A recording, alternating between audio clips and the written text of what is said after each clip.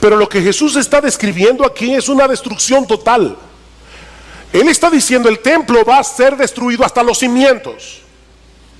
No quedará piedra sobre piedra. Y no solo el templo será destruido, toda la ciudad de Jerusalén será destruida. Ese será el clímax de la ira de Dios sobre esta nación por haber desechado a su Mesías. Por eso les decía hace un momento, Israel estaba a punto de suicidarse como nación. En Lucas, el pasaje paralelo, lo describe de esta manera. Recuerden la pregunta de los discípulos: ¿cuándo va a suceder esto? En Lucas 21 el Señor les dice: cuando veáis a Jerusalén rodeada de ejércitos, sabed entonces que su desolación está cerca. Es la misma palabra de Mateo 23:38 cuando dice: vuestra casa se os deja desierta. Ahora está diciendo: cuando veáis a Jerusalén rodeada de ejércitos, sabed que la destrucción está cerca. Por eso los que estén en Judea huyan a los montes. ¿Saben que los historiadores se extrañan? Porque eso lo vamos a ver más ampliamente la semana que viene. Estoy aquí tratando de no meterme más allá, pero es difícil aguantar la tentación. ¿Saben que los historiadores se extrañan porque muchos judíos, casi la población entera fue arrasada por Tito, por los romanos en el año 70? Pero muy pocos cristianos murieron, muy pocos. ¿Saben por qué? Porque ellos tomaron en serio las palabras de Jesús. Y cuando ellos vieron el ejército de Vespasiano, comandado por Tito su hijo, ellos no le hicieron caso a los que decían: no se preocupen, que ya Cristo viene, ya la salvación está cerca, no se vayan de Jerusalén, nosotros vamos a resistir como hombres. Dijo: no, nuestro Señor nos dijo que huyamos a los montes. Y se salvaron la mayoría de los cristianos. Huyan a los montes, y los que estén en medio de la ciudad, aléjense, y los que estén en los campos, no entren en la ciudad, porque estos son días de venganza, para que se cumplan todas las cosas que están escritas. Ay de las que estén encintas y de las que estén criando en aquellos días, porque habrá una gran calamidad sobre la tierra e ira sobre este pueblo. Y caerán a filo de espada, y serán llevados cautivos a todas las naciones, y Jerusalén será hollada por los gentiles hasta que los tiempos de los gentiles se cumplan. Esa profecía se cumplió tan literalmente que hasta Sosúa llegaron los judíos. Serán llevados cautivos a todas las naciones.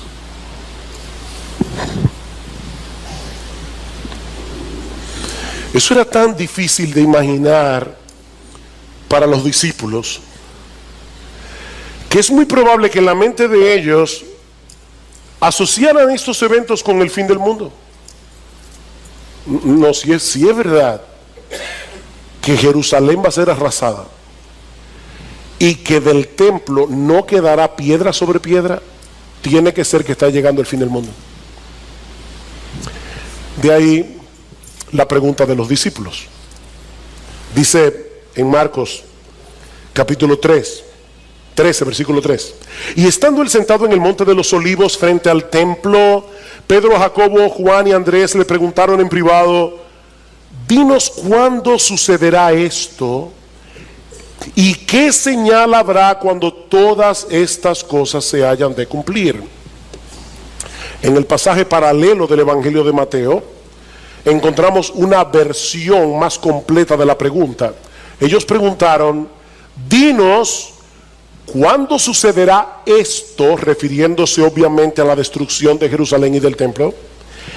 ¿Y cuál será la señal de tu venida y de la consumación del siglo? Tal parece que en la mente de ellos esas tres cosas tenían que suceder al mismo tiempo: la destrucción de Jerusalén y del templo, la segunda venida de Jesús y el fin del mundo.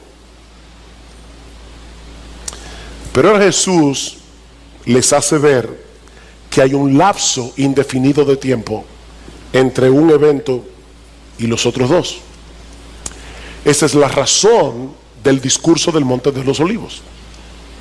Ven, hermanos, ¿por qué les decía al principio que Jesús no estaba tratando de darnos ayer la noticia de mañana? Ese no es el propósito.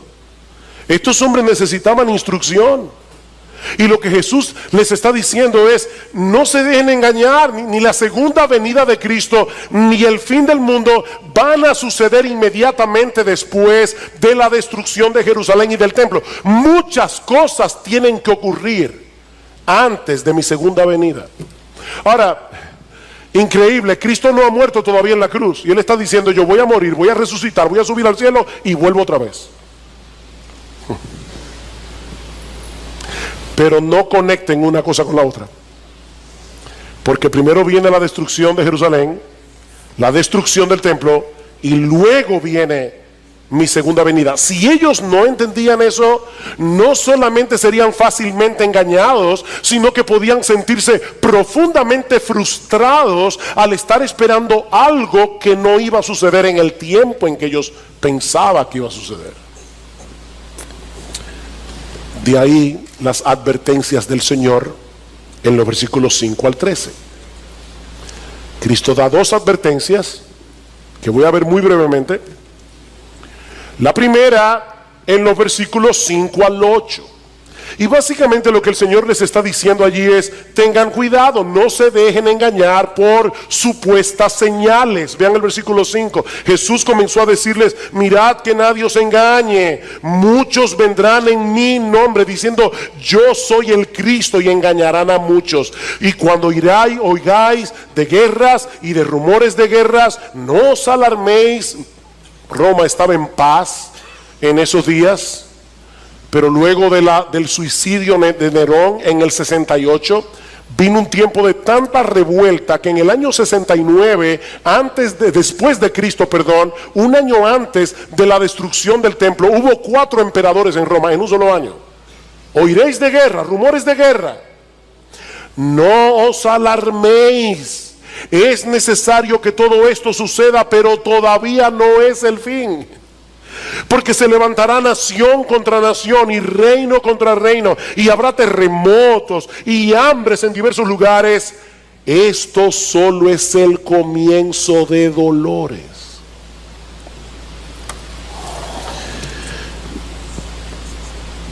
La enseñanza de Jesús es tan clara en este pasaje que no deja de ser increíble que a lo largo de los siglos tantas personas hayan sido engañadas creyendo que ciertos eventos son señales del fin cuando no lo son. Yo no sé cuántas veces las personas pensaron: no, ya esto es el fin. Yo imagino que cuando Napoleón comenzó a conquistar Europa, muchos pensaron en el siglo XIX: ya esto se acabó, Napoleón está muerto y enterrado. Primera Guerra Mundial, eso fue horrible. Bueno, esto sí que ya es el fin del mundo. No, no es el fin del mundo. Van a oír de guerra, rumores de guerra, reino contra reino, nación contra nación. Que eso no son señales del fin, dice Jesús. No estén buscando indicios en los periódicos. Surge Hitler en Alemania, el ataque a Polonia, la Segunda Guerra Mundial. Bueno, ahora sí que no es el fin, dice Jesús. Increíble, ¿verdad? ¿Cómo? ¿Qué es lo que le pasa a la gente? Que no leen la Biblia. Lo que pasa es que no leen el texto con cuidado. Aquí dice que no se dejen engañar, que esas no son señales del fin. Eso es lo que va a estar pasando a lo largo de toda la historia hasta que yo vuelva en gloria. No se dejen engañar. Vendrán falsos cristos, oiréis de guerra, rumores de guerra, nación contra nación, reino contra reino, terremotos, hambrunas. Pero todavía no es el fin. Mis hermanos amados, no se pongan a buscar las noticias en los periódicos. Bueno, ya eso no existe casi en internet. No se pongan a buscar noticias buscando algún indicio de la venida de Cristo, porque van a terminar extraviándose. Esto es solo el comienzo de dolores, dice Jesús. Y esta es una referencia a los dolores de la mujer encinta. Es como si Jesús estuviera diciendo: la historia del mundo ya está preñada para dar a luz en algún momento el evento glorioso de mi segunda venida. Pero mis hermanos, nosotros no tenemos ni idea del tiempo que va a durar el parto. ¿Saben que hay mujeres que se pasan 24 horas con dolores? Y hay otras que en el tercer pujo dan a luz y duran 2 horas. No sabemos. Eso es lo que Jesús está diciendo. No sabemos. Eso nadie lo sabe. Tal vez, y digo esto con cuidado, pero tal vez pudiéramos decir que así como los dolores de la mujer encinta se van intensificando y haciendo cada vez más agudos a medida que se acerca el alumbramiento del bebé, bueno, de una manera similar, las señales que el Señor está mencionando aquí puede que se intensifiquen y se hagan más seguidas y agudas a medida que nos acercamos a su segunda venida, pero aún eso es muy impreciso. ¿Cómo sabemos cuántas guerras, cuántos terremotos, cuántas hambrunas tienen que llegar para que Jesús regrese en gloria? Así que primera advertencia, no se dejen engañar. Segunda advertencia, versículos 9 al 13. El Señor les dice: los creyentes van a sufrir persecución durante toda esa era, de un modo u otro, por causa mía, dice Jesús. Lo dice 2 veces, por causa mía. Pero en vez de detener el avance de la iglesia, ¿saben qué dice el Señor? Esas persecuciones servirán para llevar el evangelio a todas partes y para purificar a la iglesia, para saber quiénes son suyos y quiénes no lo son. Versículo 9. Pero estad alertas, porque os entregarán a los tribunales y seréis azotados en las sinagogas y compareceréis delante de gobernadores y reyes por mi causa, para testimonio a ellos. Voy a usar, dice el Señor, esas mismas persecuciones para que ustedes lleguen a lugares donde probablemente no habrían podido llegar de otra forma. Y en esos lugares, delante de reyes, delante de gobernadores, ustedes van a dar testimonio de mí. Van a dar testimonio de mí. Versículo 10. Pero primero el evangelio debe ser predicado a todas las naciones. Es como si el Señor estuviera diciendo: no se preocupen por las persecuciones, la iglesia nunca será exterminada. Hay momentos, ¿verdad?, en que parece que el mal, el humanismo secular se va a tragar a la iglesia. Jesús dice: no importa cuánta persecución haya, la iglesia va a durar hasta que yo vuelva. Porque este evangelio será predicado a todas las naciones. Este es un indicativo claro, mis hermanos, de que la segunda venida no podía suceder inmediatamente después de la destrucción del templo. Y no tengo una palabrita importante. Primero el evangelio debe ser predicado. ¿Vieron eso? Es un deber. Primero el evangelio debe ser predicado. Mis hermanos, para nosotros no es una opción predicar el evangelio. Nosotros estamos aquí en este mundo para predicar el evangelio. Y dice Cristo, y ese evangelio va a llegar a todas las naciones. Y el evangelio de Mateo añade: y entonces vendrá el fin. Entonces vendrá el fin. ¿Recuerdan la promesa dada a Abraham? En ti serán benditas todas las familias de la tierra. Jesús es ese hijo de Abraham. en quien han sido benditas con la salvación todas las familias de la tierra. Este evangelio va a llegar a todas las familias de la tierra. Pero mis hermanos, una vez más, nosotros no podemos saber cuándo la iglesia habrá completado esta comisión para poder decir, ya faltan 15 minutos para que llegue el Señor. No lo sabemos. Versículo 11. Y cuando os lleven y os entreguen, no os preocupéis de antemano por lo que vais a decir, sino que lo que os sea dado en aquella hora, eso hablad, porque no sois vosotros los que hablad, sino el Espíritu Santo. Imagínense a los apóstoles escuchando, estos 12 pescadores, la mayoría de ellos pescadores, hombres del pueblo, y Jesús les está diciendo, ustedes van a ser llevados delante de reyes, van a ser llevados delante de gobernadores, y van a dar testimonio de mí. Probablemente estaban temblando, y ahora Cristo les dice, no tengan temor, no tengan temor, no se preocupen de antemano por lo que tengan que decir, porque cuando llegue el momento preciso, el Espíritu Santo que está en ustedes, Él los va a capacitar para que ustedes digan lo que tienen que decir. Él les dará el coraje, Él les dará las palabras. Y ¿saben qué, mis hermanos? Aunque esa promesa se cumple primariamente en los apóstoles, secundariamente para todos nosotros, porque después de Pentecostés el Espíritu Santo mora en todos los que son verdaderos creyentes. Yo no sé a cuántos de ustedes les ha pasado, pero hay momentos en que uno conoce a cierta persona que, ya sea por su posición o por lo que sea, uno se siente intimidado. Si a ti no te ha pasado, te felicito. A mí me ha pasado. Y uno dice, Señor, yo tengo que predicarle el evangelio. Yo no sé ni cómo voy a comenzar.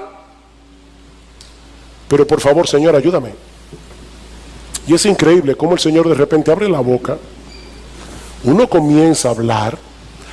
Y yo no sé si a ti te ha pasado esto que yo he experimentado, pero hay momentos que yo me pregunto, ¿y soy yo que estoy hablando? Y yo sé que soy yo, no hay ninguna inspiración aquí, pero hay una capacitación especial del Señor para predicar su palabra. Así que no tengan temor, no tengan temor. Versículo 12. Y el hermano entregará la muerte al hermano, y el padre al hijo, y los hijos se levantarán contra los padres y les causarán la muerte, y seréis odiados de todos por causa de mi nombre. No es fácil experimentar persecución de parte del gobierno, pero mis hermanos, cuando esa persecución viene de la familia, es mucho más doloroso, es mucho más difícil de soportar.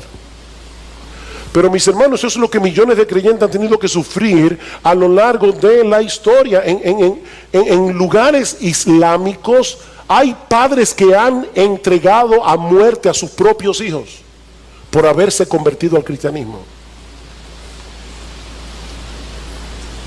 Yo conocí a un joven médico de Arabia Saudita y él nos contaba su historia. ¡Wow! ¿Cuánto sufrió ese muchacho?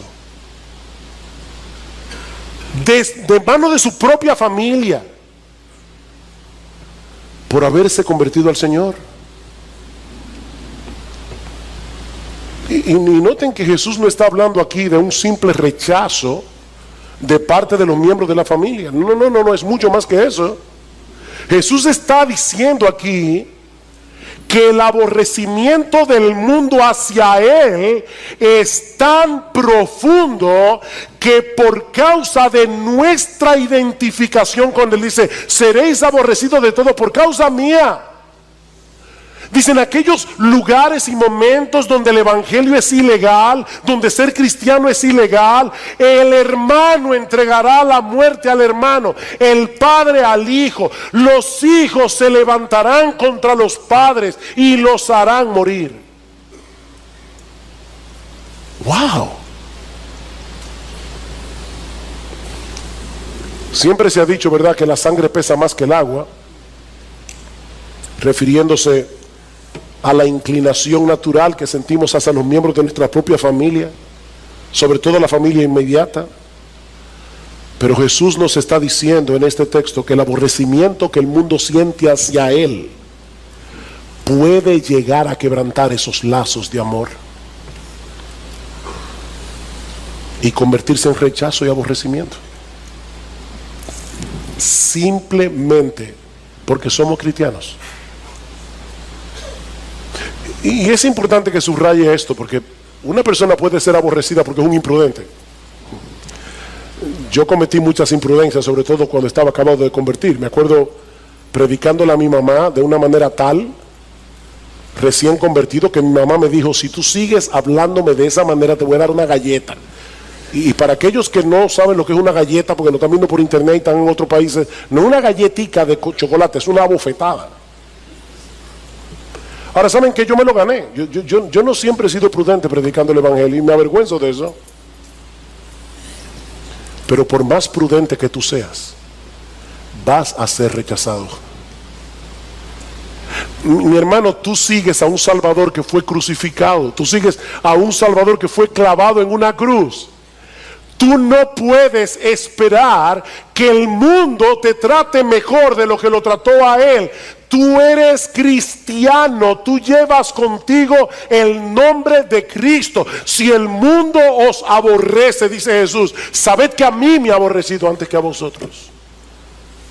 Si ustedes fueran del mundo, el mundo amaría a los suyos. Al mundo le encanta la pompa, qué tipo más inteligente, qué tipo más brillante. Dice: miren, si ustedes fueran del mundo, el mundo los amaría, pero ustedes son míos y por eso el mundo los va a aborrecer.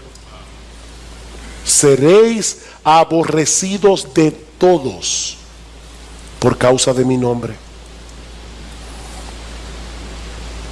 pero el que persevere hasta el fin, ese será salvo. El que persevere hasta el fin. Por eso decía al principio, las persecuciones purifican la iglesia, porque sirven para separar a los verdaderos creyentes de lo que no lo son. Dice Cristo: el reino de los cielos se hace fuerte y solo los violentos lo arrebatan. El cristianismo no es para blandengues, no lo es. El cristianismo no es para gente cobarde. Cristo dice: van a tener que enfrentar persecución.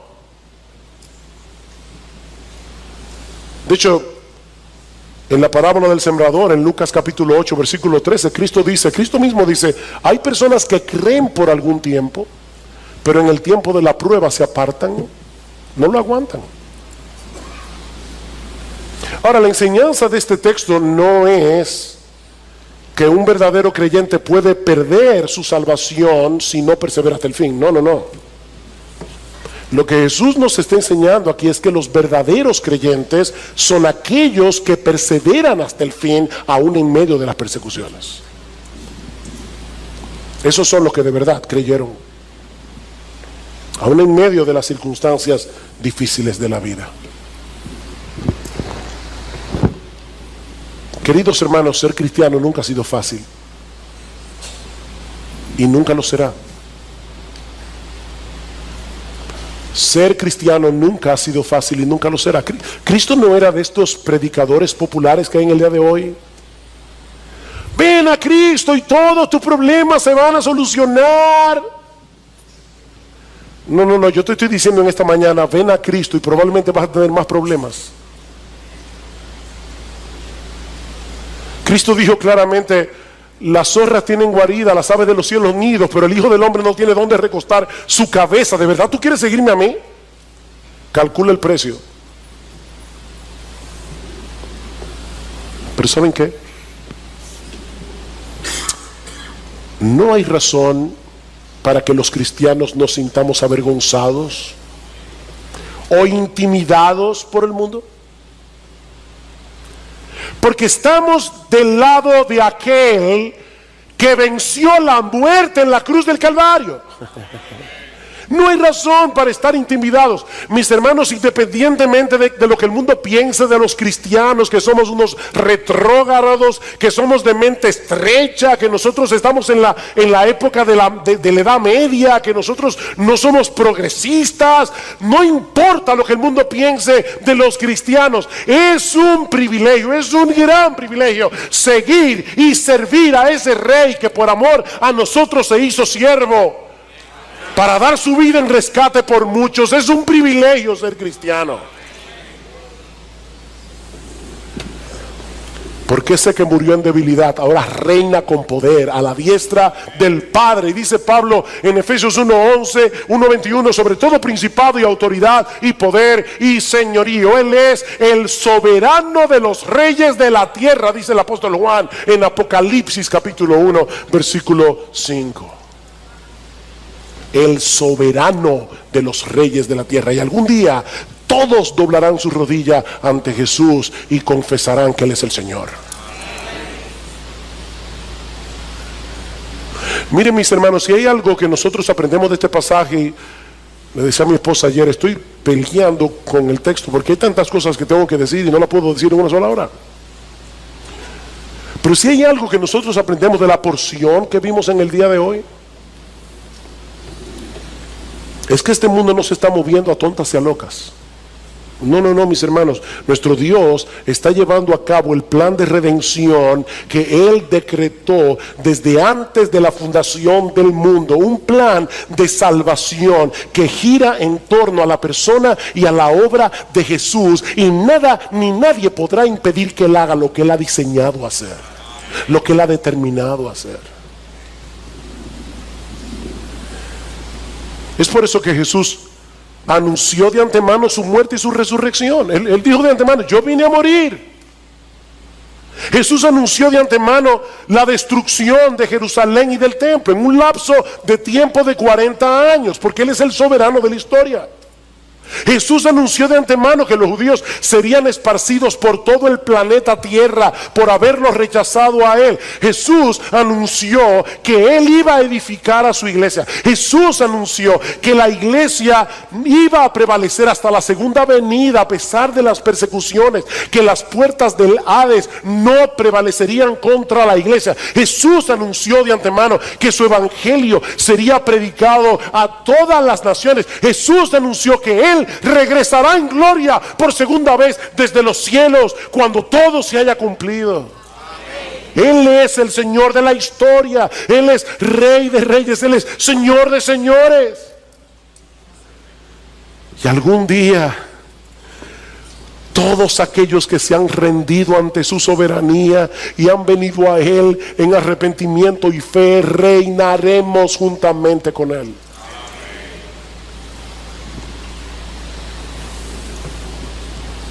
Mi amigo, ¿de qué lado estarás tú ese día?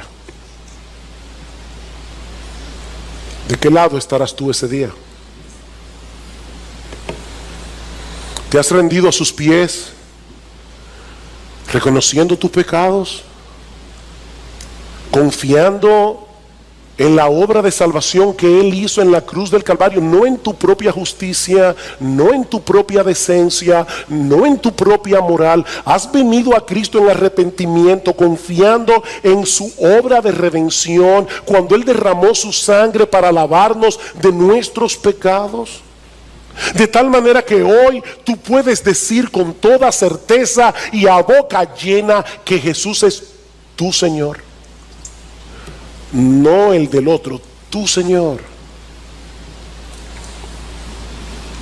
Porque si no es así, mi amigo, yo te invito en esta mañana a que depongas tu enemistad y tu orgullo y vengas humillado a Él.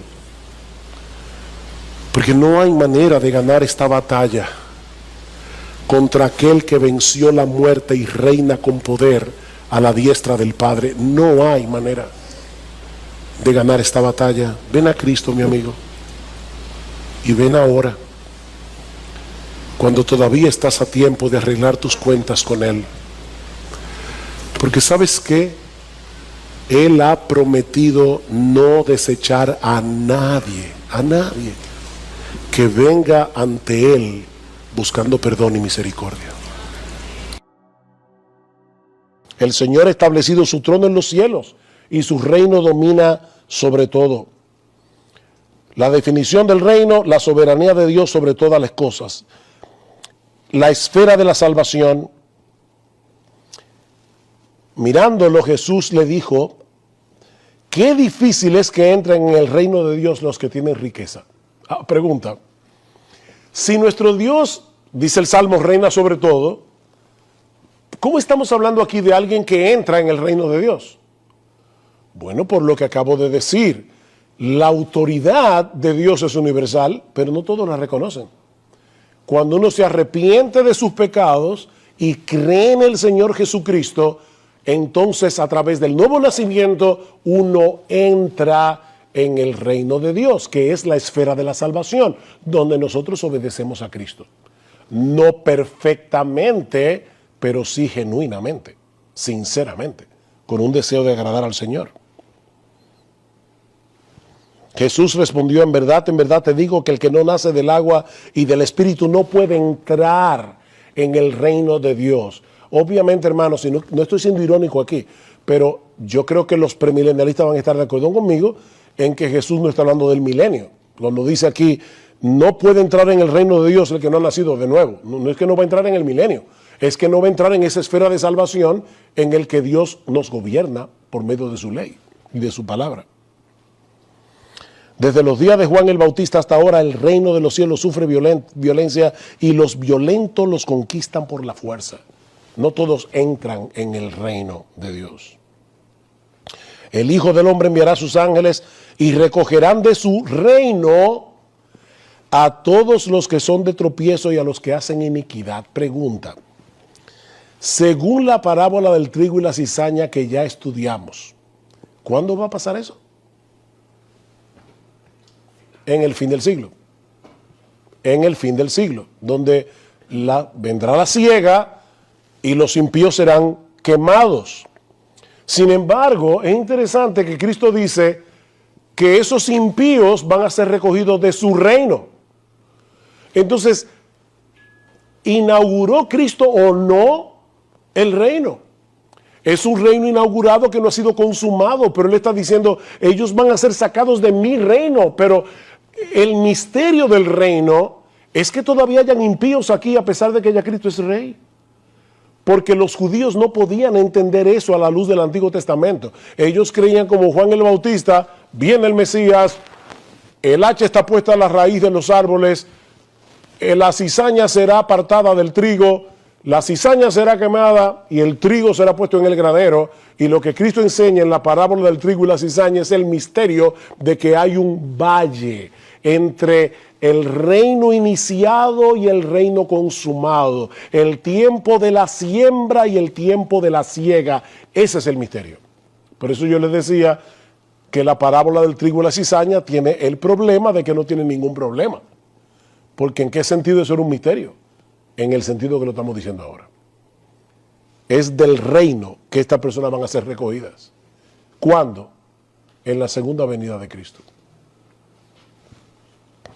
Dios siempre ha poseído el derecho regio. Esa era la palabra que estaba buscando ahorita. Dios siempre ha poseído el derecho regio a ser obedecido por sus criaturas. Dios, como soberano creador, siempre ha poseído la omnipotencia para mantener tales derechos.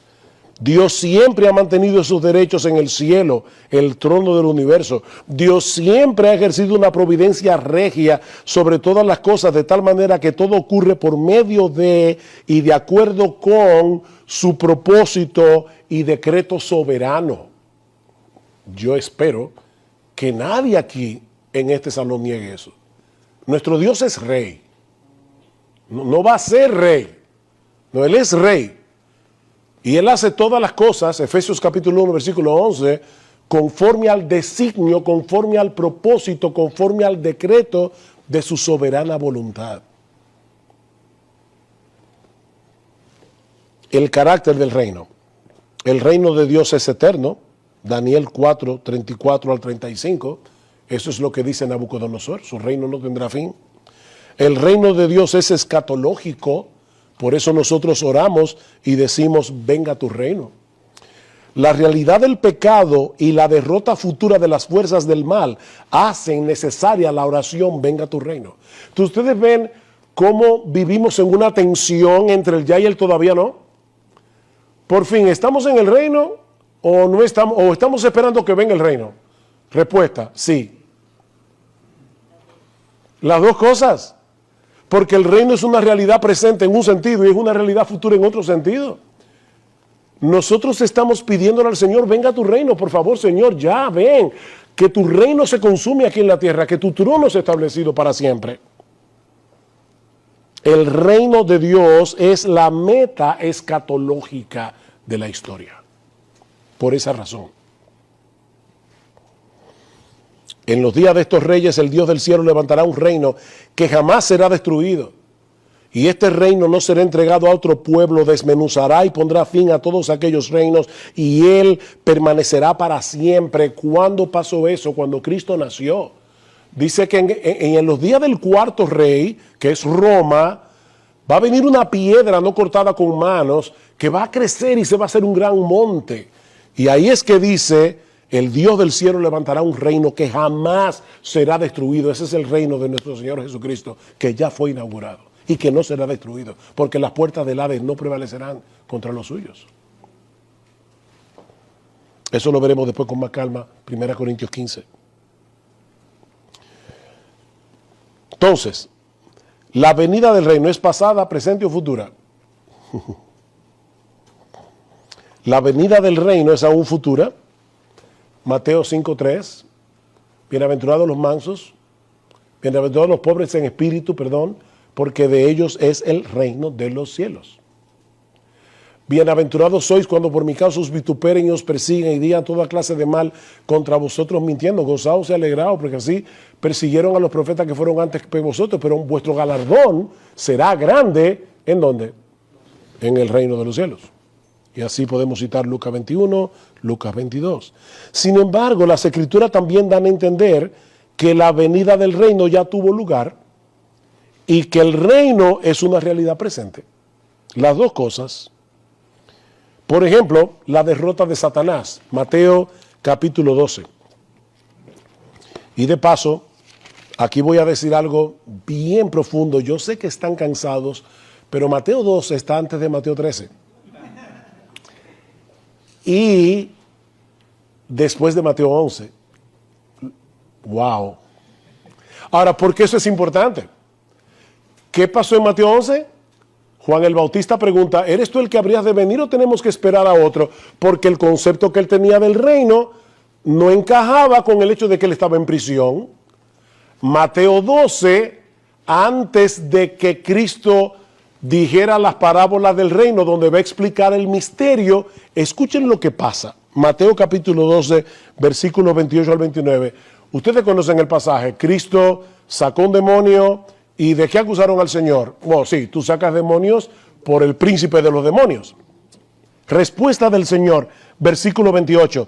Pero si yo, por el Espíritu de Dios, echo fuera a los demonios, ciertamente ha llegado a vosotros el reino de Dios. Porque ¿cómo puede alguno entrar en la casa del hombre fuerte y saquear sus bienes si primero no le ata y entonces podrá saquear su casa? ¿Qué está diciendo Jesús aquí? Él está diciendo, es por el dedo de Dios o por el poder del Espíritu de Dios que yo estoy echando fuera demonios. ¿Y eso qué significa? Que Satanás está perdiendo terreno. Eso significa que el reino de Dios ya llegó. Y por lo tanto, todos aquellos que se convierten a mí están entrando en mi reino. Así que el reino es una realidad presente, porque ciertamente Cristo estaba sacando fuera demonios por el poder del Espíritu Santo, no por el poder de Belcebú. Lo vemos en la enseñanza del reino, Lucas 16, 16.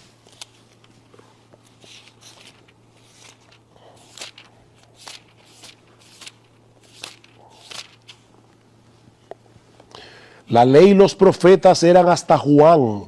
Desde entonces el reino de Dios es anunciado y todos se esfuerzan por entrar en él. No todos se esforzarán por entrar en él.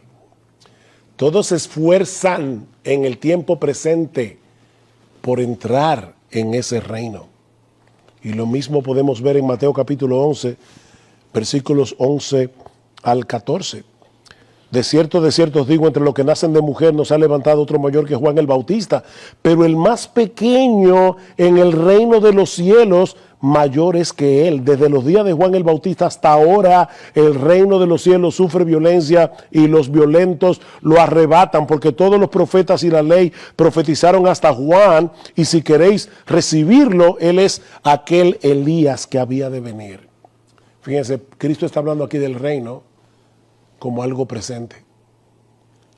En sus días, el reino de los cielos estaba sufriendo violencia, pero algunos estaban entrando en él, por la gracia del Señor. La entrada del reino, Mateo 23, 13.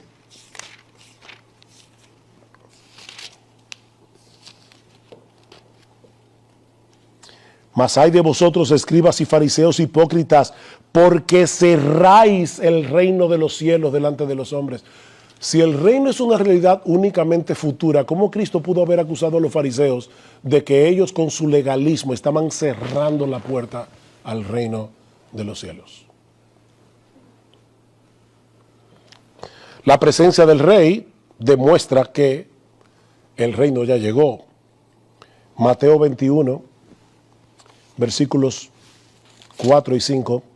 Y reitero, hermanos, yo sé que son muchos textos bíblicos, pero si no lo hacemos de esa manera, cualquiera puede pensar, bueno, eso es, tú lo estás sacando de yo no sé de dónde, pero lo estamos sacando de la Biblia. Mateo 21, versículos 4 al 5, dice: todo esto aconteció para que se cumpliese lo dicho por el profeta cuando dijo: decita la hija de Sión, he aquí tu rey viene a ti. El que entró el domingo de Ramos por Jerusalén fue el rey. Y por lo tanto, él trajo consigo el reino. Porque lo que hace el reino una realidad es que el rey esté ahí. Y el rey ya vino. Mateo 18:36 dice: tú dices que yo soy rey, yo para eso he nacido. Le dice Jesús a Pilato. La predicación de los apóstoles, hermanos, ¿qué predicaban los apóstoles? Bueno, vamos a ver. Romanos capítulo 14, versículo 17. Bueno, déjenme comenzar por Hechos 28. ¿Cómo termina Hechos? Bueno, dice que Pablo permaneció 2 años enteros en una casa alquilada y recibía a todos los que a él venían, predicando el reino de Dios y enseñando acerca del Señor Jesucristo abiertamente y sin impedimento. ¿Qué predicaba Pablo? El reino de Dios. Alguien puede decir, bueno, él estaba predicando el milenio. Bueno, yo tengo un problema con eso. Vamos ahora a Romanos capítulo 14, versículo 17. ¿Estaba predicando Pablo un reino futuro o estaba predicando Pablo un reino presente? Pablo dice en Romanos 14, 17, para hablar de la contienda que tenían los hermanos débiles con los hermanos fuertes, dice en el versículo 17, porque el reino de Dios no es comida ni bebida, sino justicia, paz y gozo en el Espíritu Santo. Él está diciendo, ustedes ahora mismo no se están comportando como verdaderos ciudadanos del reino de Dios, porque el reino de Dios no es para estar peleando por comidas y bebidas. El reino de Dios consiste en otra cosa. Primera a los Corintios, capítulo 4, versículos 19 al 21. Pero iré pronto a vosotros, si el Señor quiere, y conoceré no las palabras, sino el poder de los que andan enmandecidos, porque el reino de Dios no consiste en palabras, sino en poder. O sea, Pablo está diciendo a los superapóstoles que había en la iglesia de Corintios, falsos apóstoles, y que estaban atacando a Pablo, dice, cuando yo vaya a Corinto, vamos a ver el poder de esos superapóstoles, porque si ellos de verdad son apóstoles de Cristo, sus palabras deberían tener poder transformador. ¿Saben por qué? Porque el reino de Dios no consiste en palabras, el reino de Dios consiste en poder, en un poder que transforma vidas. No está hablando de algo futuro. Colosenses capítulo 1, versículo 13.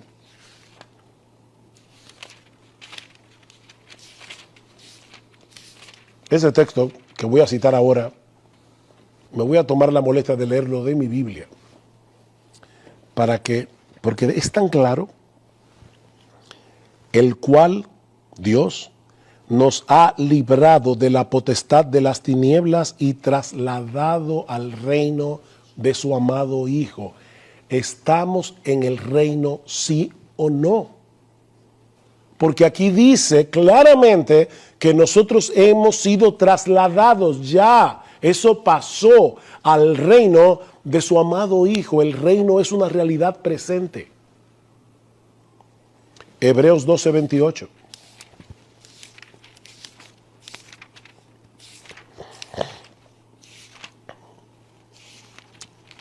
Y noten, hermanos, que estamos citando textos de tantos lugares, de los evangelios, de las cartas de Pablo, de las cartas generales, porque esta es una enseñanza que permea todo el Nuevo Testamento. Así que, recibiendo nosotros un reino inconmovible, tengamos gratitud. Habiendo recibido un reino inconmovible, tengamos gratitud. Y mediante ella sirvamos a Dios agradándole con temor y reverencia. Ya nosotros recibimos esa bendición, recibimos ese regalo. Sirvamos a Dios. Que de paso, hermanos, una de las cosas que me da tristeza es que a veces en esta controversia del premilenialismo, amilenialismo, postmilenialismo, pretribulacionismo, dispensacionalismo, de verdad a veces perdemos de vista de qué se trata esto. Nosotros fuimos salvos por la gracia de Dios. Y el amor de Cristo debe constreñirnos a vivir para Él. Nosotros podemos saber todos los esquemas escatológicos y todos los cuadros y todos los esquemas. Si al final de cuentas eso no me está moviendo a amar más a mi Señor y a vivir para Él, de verdad, hermanos, eso no sirve de nada. Eso no sirve de nada. Tengamos gratitud y mediante ella sirvamos a Dios. La entronización del Rey. ¿Cómo sabemos que estamos en el reino? Bueno, porque nuestro Rey está en su trono. Hechos capítulo 2, versículo 29. Hechos capítulo 2, versículo 29. Varones hermanos, después que Pedro cita el Salmo 16, dice: varones hermanos, se puede decir libremente del patriarca David que murió y fue sepultado y su sepulcro está con nosotros hasta el día de hoy. Pero ¿qué enseña el Salmo 16? No dejarás que tu santo vea corrupción. ¿Qué es lo que Pedro está diciendo? Pedro está diciendo, hermanos, de verdad, estudien su Antiguo Testamento. ¿David vio corrupción? Sí. Entonces no pudo haber sido acerca de él mismo que él escribió el Salmo 16. Y lo triste es en cuántas iglesias se predica el Salmo 16 y se habla del consuelo, de que Jehová está siempre delante de mí, etcétera. Y no se habla de la resurrección de Cristo, cuando el Salmo 16, el tema es la resurrección de Jesús. Y Pedro lo que está diciendo a los judíos de su época era: ustedes debieron haberlo interpretado bien, porque es lógico que David se pudrió en la tumba. Y lo que él le pidió a Dios fue: no dejes que mi alma se pudra en el Seol. Entonces no puede haber sido de David. Ahora escuchen lo que dice Pedro. Se os puede decir libremente que David murió, fue sepultado y su sepulcro está con nosotros hasta el día de hoy. Pero siendo profeta y sabiendo que con juramento Dios le había jurado que de su descendencia en cuanto a la carne levantaría al Cristo para que se sentase en su trono como el rey davídico prometido en el pacto davídico, viéndolo antes, habló de la resurrección de Cristo, que su alma no fue dejada en el Hades, ni su carne vio corrupción. A este Jesús resucitó Dios, de lo cual todos nosotros somos testigos. Así que, exaltado por la diestra de Dios y habiendo recibido del Padre la promesa del Espíritu Santo, Él ha derramado esto que vosotros veis y oís. Porque David no subió a los cielos, pero él mismo dice: dijo el Señor a mi Señor, siéntate a mi diestra hasta que ponga a todos tus enemigos por estrado de tus pies. Sepa pues ciertísimamente toda la casa de Israel que a este Jesús, a quien vosotros crucificasteis, Dios le ha hecho Señor y Cristo. Hermanos, ¿qué significa eso? Wow, eso es, aparte de toda discusión y controversia teológica, en medio del caos moral en el que nosotros estamos viviendo. Qué bueno es saber que nuestro Señor Jesucristo reina. Él reina, Él es Señor, Él está sentado en su trono. Eso no es solo una realidad futura, es una realidad presente. Efesios capítulo 1, versículos 20 al 23.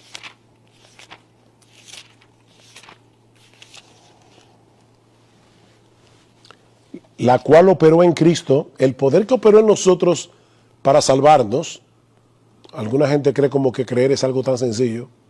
Dice, no. El poder que operó en nosotros para salvarnos es el poder que operó en Cristo, resucitándole de los muertos y sentándole a su diestra en los lugares celestiales, sobre todo principado y autoridad y poder y señorío, y sobre todo nombre que se nombra no solo en este siglo, Él está reinando en este siglo, sobre todo poder, autoridad, señorío en este siglo, sino también en el venidero. Nuestro Señor es Rey. El tema de las parábolas es indiscutiblemente la venida del reino. De verdad, hermanos, si quieren, tomen una foto para poder avanzar. Alguien me preguntó, ¿vamos a llegar a Apocalipsis 20? Y yo le dije, bueno, espero llegar ahí. Pero en todos esos textos, ¿de qué se habla? De la venida del reino.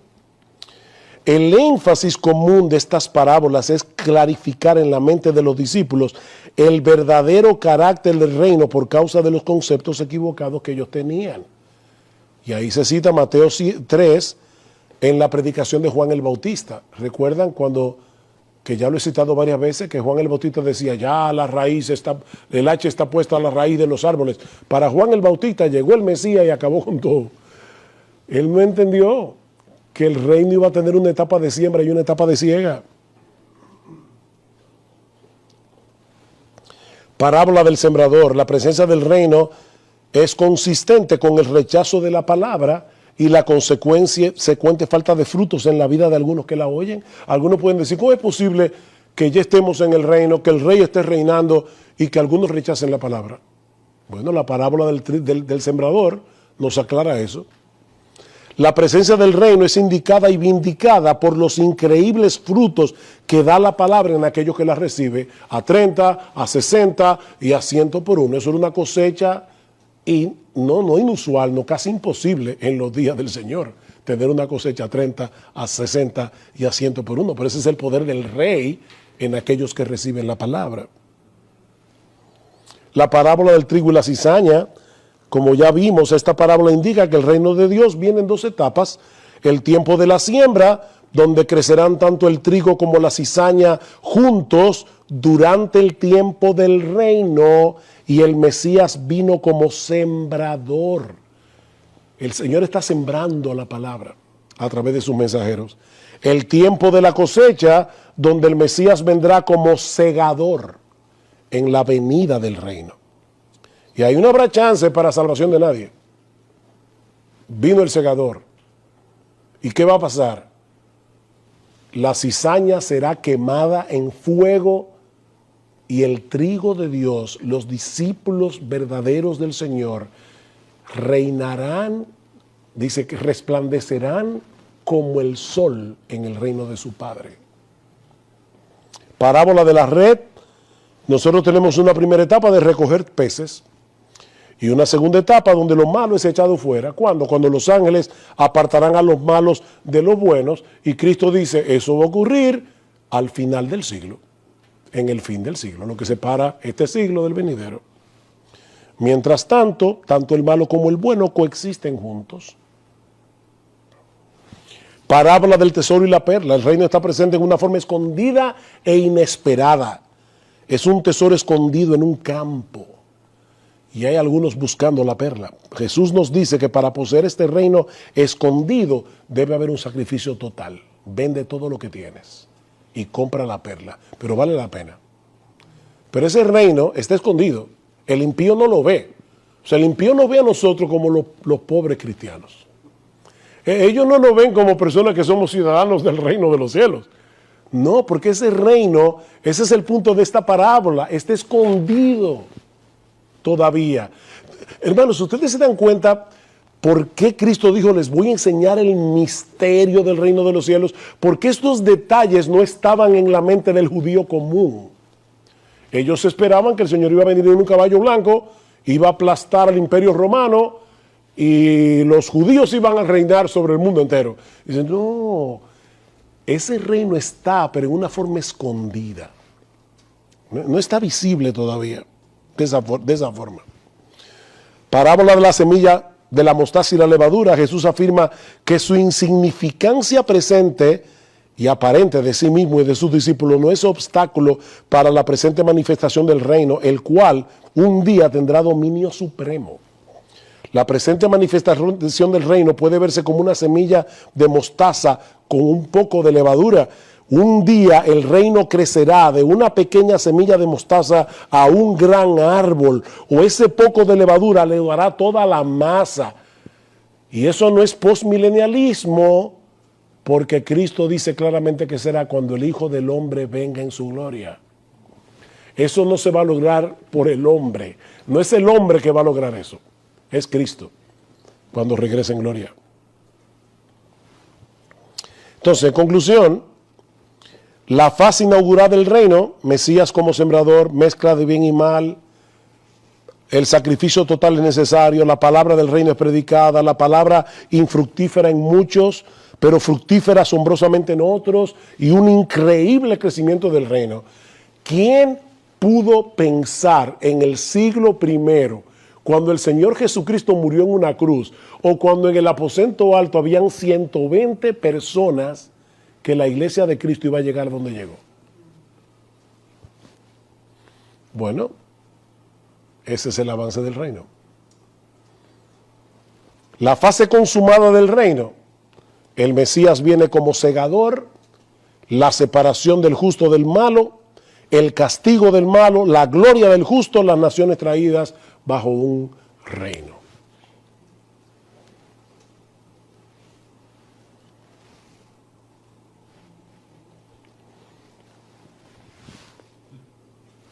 ¿Están cansados? ¿Le damos 10 minutos más? Seguimos. Narciso, ¿qué hacemos? Seguimos.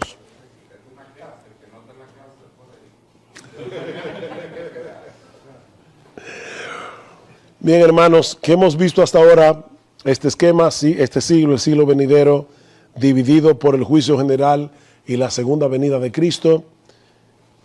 Insisto, en nuestro esquema, como entendemos la Escritura, no vemos dónde puede encajar aquí un milenio, donde habrá personas con cuerpos naturales, donde habrá muerte, donde habrá pecado. Yo creo que los textos como Isaías 65 tienen una interpretación clara en el Nuevo Testamento refiriéndose a la eternidad, no a un milenio, a la eternidad. Y de hecho me sorprende, no voy a hablar de Isaías 65 porque yo no voy a criticar este libro, aunque lo he hecho referencia varias veces, pero en el mismo texto de Isaías al final dice claramente, no harán más mal en todo mi santo monte. O sea, el nuevo cielo y nueva tierra del que habla Isaías es un tipo de reino en el que ya no habrá mal, pero en el reino premilenial sí habrá mal al final. Pero Isaías dice claramente que no. Así que obviamente yo tengo que interpretar Isaías 65, que habla de nuevos cielos y de nueva tierra, como lo interpreta Pedro, como lo interpreta Juan. 3 textos que presentan el reino, ya vimos Mateo 13, presenta el reino en parábolas. 1 Corintios 15 presenta el reino en prosa. Y Apocalipsis 20 presenta el reino en lenguaje apocalíptico. Así que nos estamos acercando a Apocalipsis 20, pero primero tenemos que ver ahora, bueno, ya vimos esto, lo voy a saltar a 1 Corintios 15. Este texto, hermanos, es extremadamente importante, porque aquí vemos el reino en prosa. Recuerden Números 12. Hay, para aquellos que llegaron más tarde, según Números capítulo 12, cuando se habla en visión, en sueños, como Dios le habló muchas veces a los profetas, es en un lenguaje más oscuro que cuando Dios habla como le hablaba a Moisés, cara a cara y claramente. Bueno, lo que estamos diciendo es que aunque los premilenialistas nos dicen que nosotros debemos interpretar todos los textos del reino a la luz de Apocalipsis 20, nosotros decimos que es al revés, que debemos interpretar Apocalipsis 20 a la luz de estos textos que están más claros. Entonces vamos a 1 Corintios capítulo 15, versículo 20 al 28. 1 Corintios capítulo 15, versículo 20. Este texto sí lo voy a tener que leer, es muy importante. Mas ahora Cristo ha resucitado de los muertos, primicia de los que durmieron es hecho, porque por cuanto la muerte entró por un hombre, también por un hombre la resurrección de los muertos. Porque así como en Adán todos mueren, también en Cristo todos serán vivificados, pero cada uno en su debido orden. Cristo las primicias, luego los que son de Cristo en su venida, luego el fin. Aquí es donde los premilenialistas introducen el milenio. Yo les decía que ellos ven la misma brecha que había en el Antiguo Testamento, ellos la ven en el Nuevo Testamento. Y eso les permite hacer una brecha de, no estoy siendo irónico, hermano, pero si es dispensacionalista, una brecha de 1007 años. Pero aquí lo que dice es, luego el fin, cuando entregue el reino al Dios y Padre, cuando haya suprimido todo dominio, toda autoridad y potencia, porque preciso es que Él reine hasta que haya puesto a todos sus enemigos debajo de sus pies, y el postrer enemigo que será destruido es la muerte. Porque todas las cosas las sujetó debajo de sus pies. Y cuando dice que todas las cosas han sido sujetas a Él, claramente se exceptúa aquel que sujetó a Él todas las cosas, es decir, el Padre. Pero luego que todas las cosas le estén sujetas, entonces también el Hijo mismo se sujetará al que le sujetó a Él todas las cosas, para que Dios sea todo en todos. La pregunta es, ¿se puede introducir 1000 años entre el versículo 23 y el 24? Vamos a ver.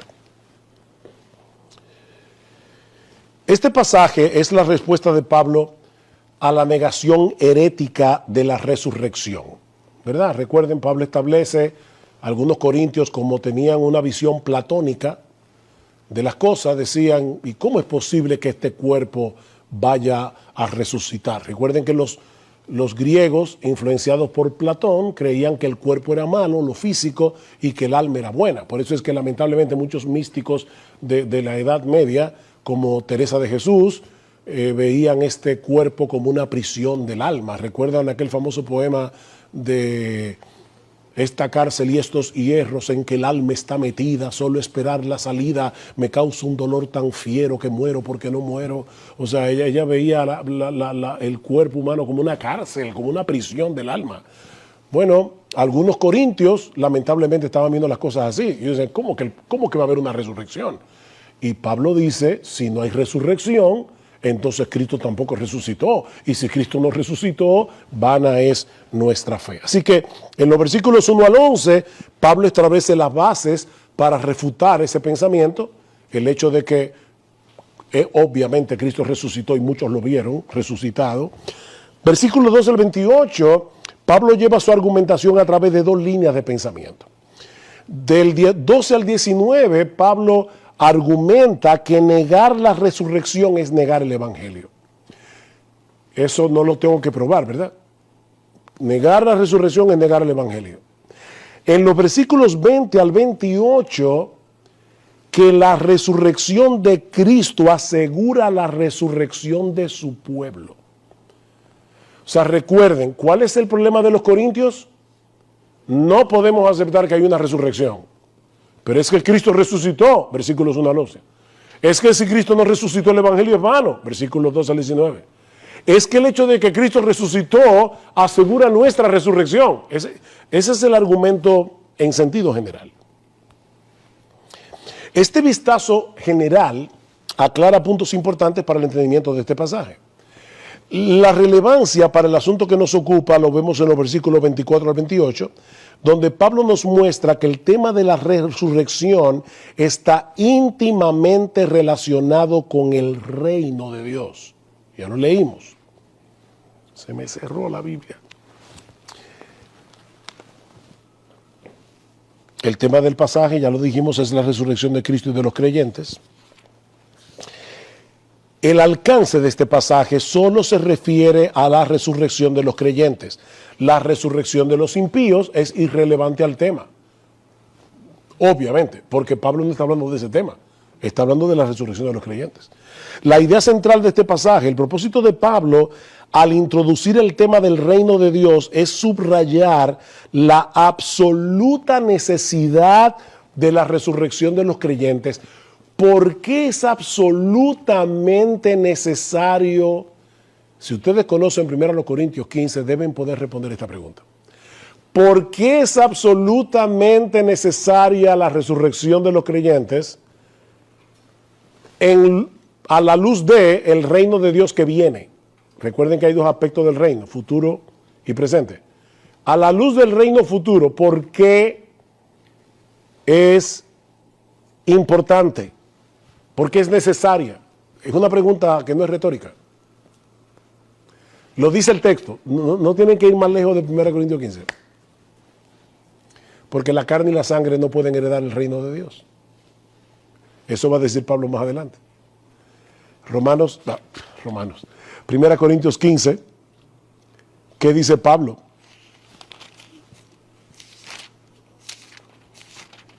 Al final, he aquí os digo un misterio. Perdón, versículo 50. Pero esto os digo, hermanos, que la carne y la sangre no pueden heredar el reino de Dios, ni la corrupción hereda la incorrupción. Así que el tema de la resurrección y el tema del reino están íntimamente conectados. Hay que resucitar para entrar en ese reino, en el reino futuro, en los nuevos cielos y la nueva tierra. Entonces, ¿qué es lo que Pablo nos presenta en 1 Corintios 15? Lo mismo que Mateo 13, las dos etapas del reino. Solo que Pablo lo presenta como, en vez de el tiempo de la siembra, Pablo lo presenta como el tiempo de la conquista. Cristo está conquistando a sus enemigos hasta que ponga a todos tus enemigos por estrado de tus pies. ¿Cuándo comienza este reino de conquista? Cuando Cristo fue entronizado en su resurrección. Versículo 23. Pero cada uno en su debido orden. Cristo las primicias. Ya sabemos por otros textos del Nuevo Testamento que cuando Cristo resucitó, ¿qué hizo? ¿Se quedó en Palestina dando vueltas? ¿Qué hizo Cristo? Respondan, no se preocupen. Ascendió a los cielos y está sentado a la diestra del Padre. Así que ya Cristo fue entronizado y ahí estará, dice el texto, hasta que ponga a todos tus enemigos por estrado de tus pies. Es preciso que Él reine hasta que ponga a todos tus enemigos por estrado de tus pies. Eso está pasando ahora. Cristo está reinando y está poniendo a todos sus enemigos por estrado de sus pies a través de la salvación. Porque no olviden que el tema de 1 Corintios 15 es la resurrección de los creyentes. La resurrección de los impíos no está contemplada. El Señor está salvando almas, está sembrando por medio de la palabra, está conquistando a sus enemigos. Salmo 110, tus enemigos se te ofrecerán voluntariamente en el día de tu poder. Cristo no tiene mercenarios en su ejército. Nosotros nos ofrecemos voluntariamente a pelear por Él espiritualmente hablando. Y aquel sea nuestro rey. Así que Cristo fue entronizado en su resurrección y ascensión. Ahí comenzó su reino de conquista. ¿Cuándo termina? Dice Pablo, cuando el último enemigo, la muerte, es destruido por Cristo en la resurrección de su pueblo en su segunda venida. Ahí termina el reino de conquista, para comenzar el reino eterno.